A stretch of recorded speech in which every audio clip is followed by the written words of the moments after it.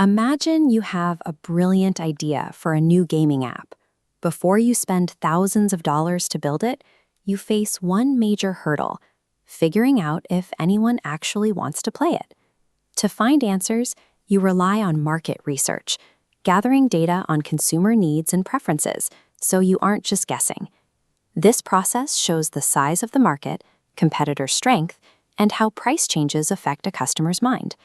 You take that information and use it to design a new product from the ground up, or modify one you've already built to make it as successful as possible. By gathering these facts first, you move away from speculation and toward a product that actually has a paying audience waiting for it.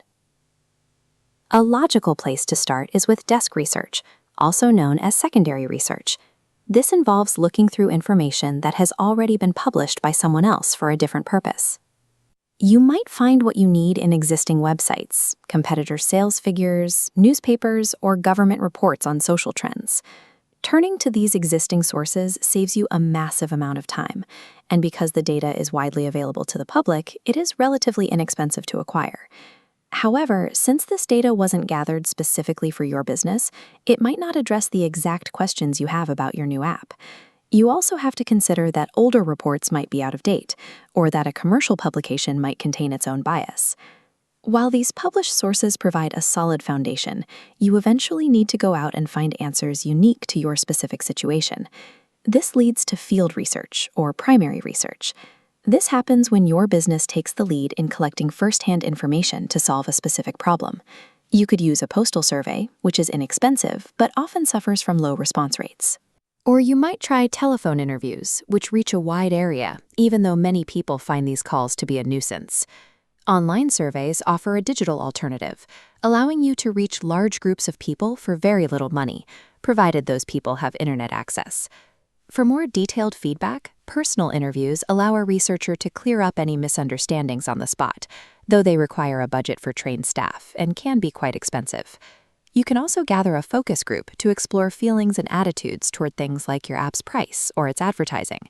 This provides deep insight, but it is expensive, and the qualitative feedback can be difficult to analyze.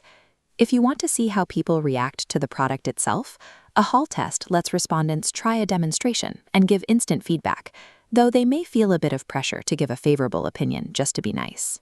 You can also use observation, watching consumer behavior in action to see what people actually do. It provides great hard data, but it won't explain the feelings or motivations behind those actions. The primary advantage here is that your firm is the only one with access to this data, and it was gathered for your exact needs.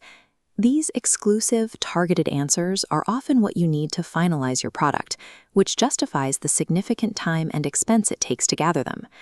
A successful launch requires combining the broad facts you find at your desk with the specific answers you gather from the field.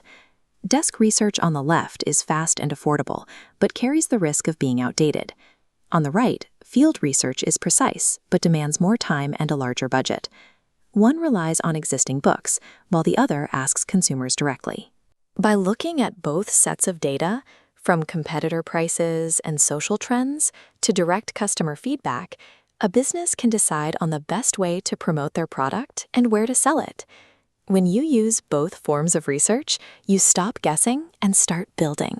You transform the uncertainty of the market into a calculated, solvable equation.